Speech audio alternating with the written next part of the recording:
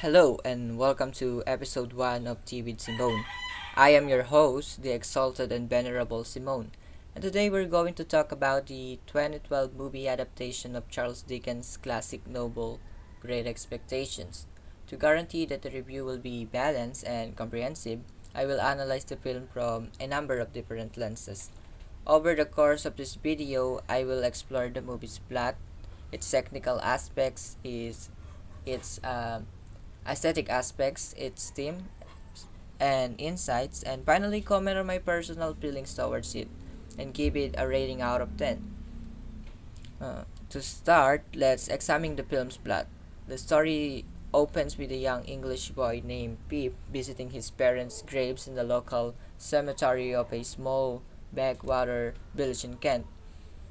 While paying respects, he is suddenly approached by a convict who threatens him and asks for food. Instead of reporting to the authorities, Pip gives the man something to eat and he scarfs it down like a dog before disappearing as quickly as he appeared. Not long after, we are introduced to some of the other members of the cast, including Pip's brother-in-law, Joe. Joe is an illiterate blacksmith, childlike in nature. He is a he is a member of the lower class, whereas the other adults around Pip are pompous and cruel. Joe is intensely loyal to Pip and provides him with companionship and guidance. Later in the night, a pair of police officers visit the house to inquire about the whereabouts of the escaped convict. The convict is caught fighting with another convict and they're being escorted back to prison. Pip is sure that the man will snitch on him about giving him food. However, the convict doesn't, and Pip is relieved. But the experience proves to be formative in how it will eventually shape the way Pip views class and himself by the end of the movie. In order to provide money for the family, Pip is sent to the ruined Sari's house, where the aging widow Miss Havisham lives. Miss Havisham has seemingly frozen herself in time since the day of her wedding. The house is a place where sunlight doesn't reach, more full of cobwebs and the regrets and traumas of the past. Here, Pip meets for the first time Miss Havisham's daughter, Estella. Stella is a cold girl who has been raised to resent any all the member of the opposite sex. She is the product of Miss Havisham's twisted views on love and matrimony brought on by the failure of her own aborted marriage. Miss Havisham pays Pip to play with Estella and suggests that she will pay for his education if he proves to be a good fit as a suitor. Estella is aloof to Pip. After they play cards, Miss Havisham has her pin Pip on the floor like a dog, which reminds him of the convict and is another moment that serves to shape his view of class in England. Reeling from the humiliation of the experience, he seeks to become literate, and so he gets his old schoolmate Biddy to teach him how to read. He wants to become a gentleman, yet he appears fated to spend the rest of his life as a blacksmith. Continual visits to the Sari's house cause him to develop feelings for Stella. His chance to pursue her is spurned. However, when Miss Havisham terminates his employment there, he bids farewell to Stella and to the dream of becoming a gentleman, and resigns himself to an apprenticeship to Joe. He is ashamed of his lower class background. Then, 4 years later, a man named Jagger shows up to the house, offering Pip an opportunity to study in London. The funds having been provided by an anonymous benefactor, Pip believes it to be Miss Havisham and sees the chance to become a gentleman once more. With the help of a friend of his named Herbert Packet, he becomes aware of his lack of good manners and gentlemanly conduct and so begins to adapt to the ways of upper class London. Within a relatively short amount of time, the older Pip has become virtually unrecognizable from his younger self. He is no longer a boy from a blacksmith house, but a gentleman. The distance from his past becomes apparent during a visit with Joe, during which the gaps between their classes results in tension. Pip is ashamed of his association with Joe and ends up driving him away. Not long after, he runs into Stella at a dance, who has grown into a proper lady far removed from the cold girl she once was.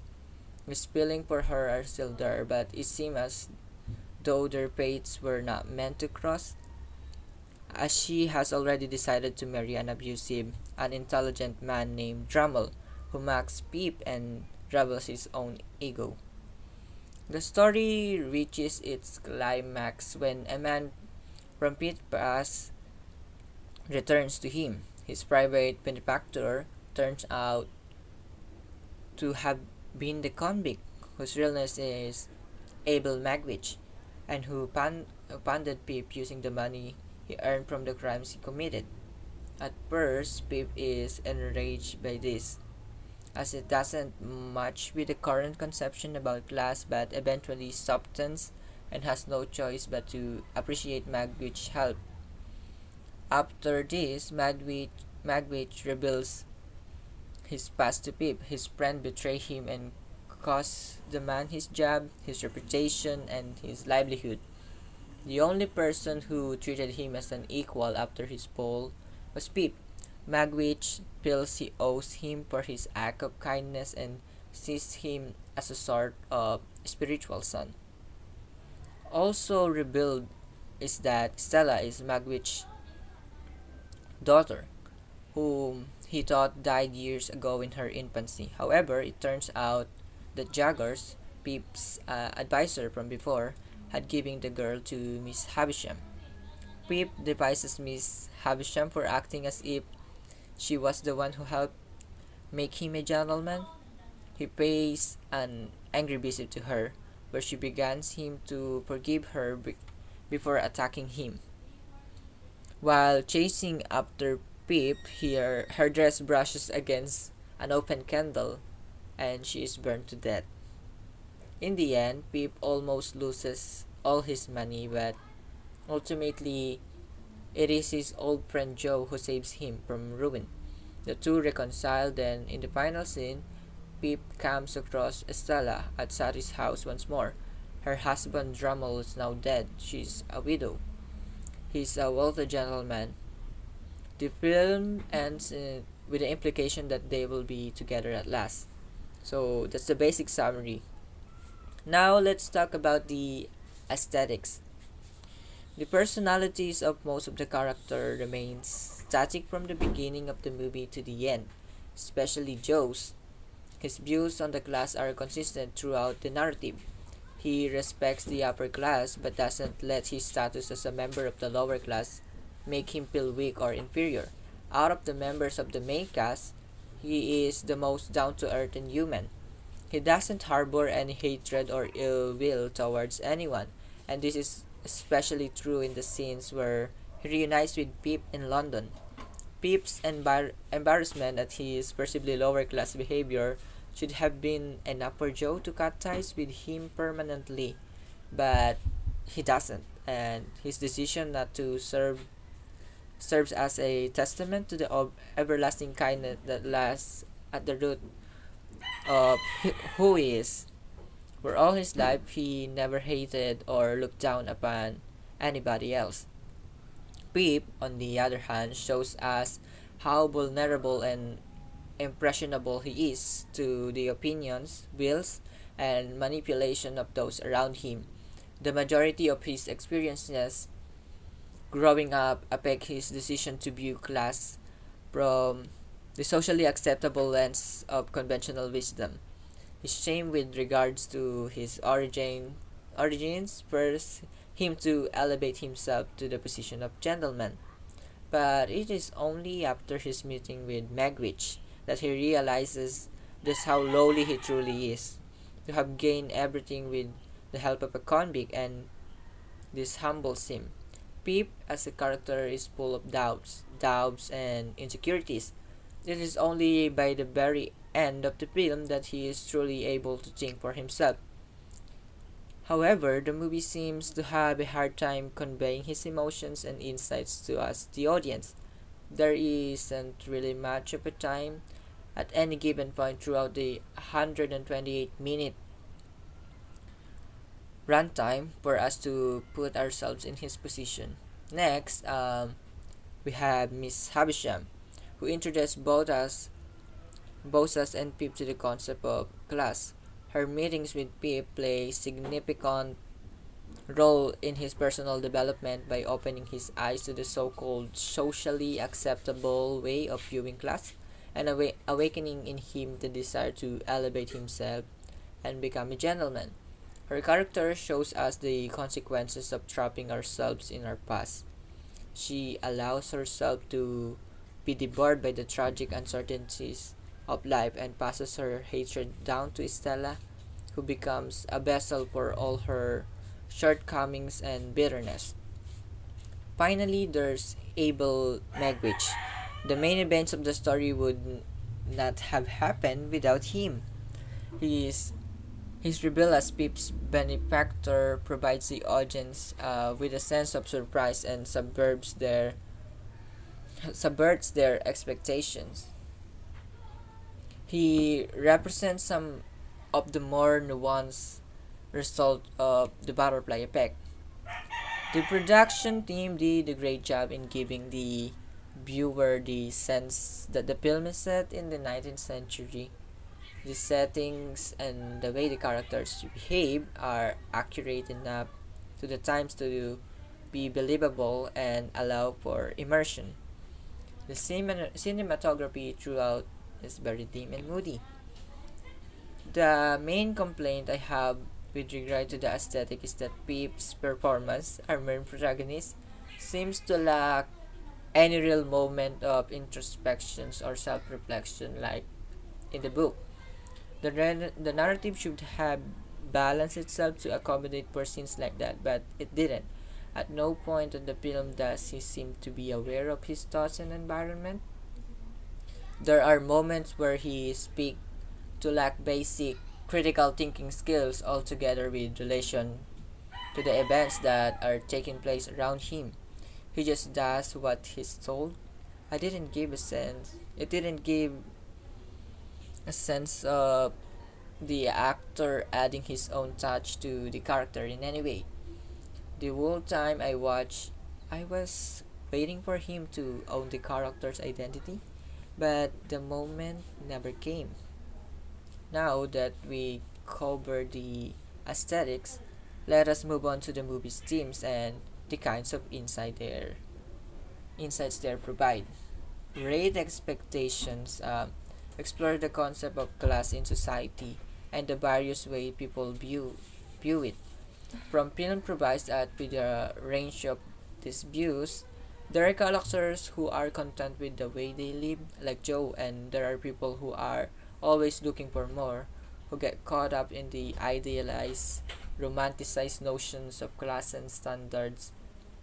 Joe is comfortable with himself and what he believes in.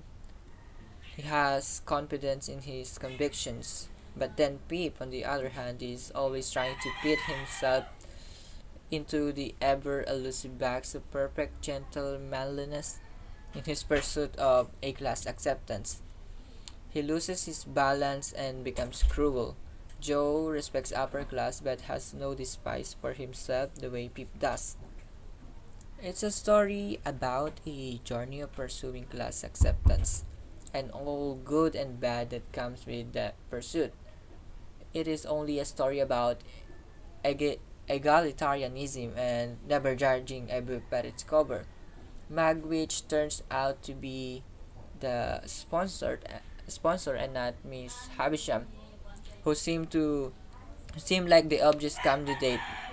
The movie challenges us to think before we assume. Never assume anything. Approach the world with a more critical eye. Never operate on preconceived notions and never ruled out any possibilities. Life has a way of surprising us all. That being said, however, the movie still fails to convey to us the sense of despair under which Pip is suffering during the climax.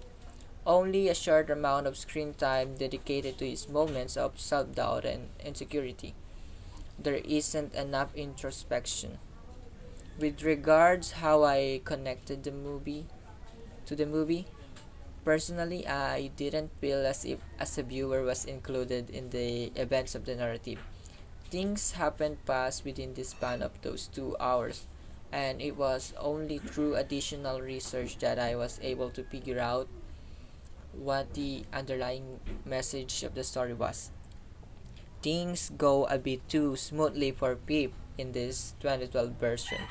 It didn't give me the chance to put myself in Pip's shoes or to see him articulate his thoughts rather than act the way the others tell him or he's supposed to.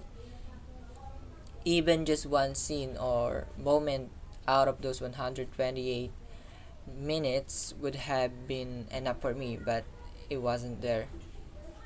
Ultimately, though, I'd have to say I agree with the movie's central message with regard to class and relations and how certain things from our childhoods and adolescence affect the way we view things.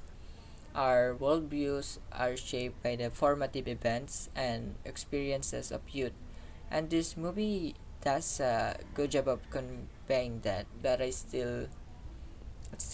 came out of wanting more. I had to watch several lectures on the book in order to fully understand it, and that shouldn't have been the case. The movie should have provided it all to me in the first place. The story is meant to focus on Pip's development, and I didn't feel that way.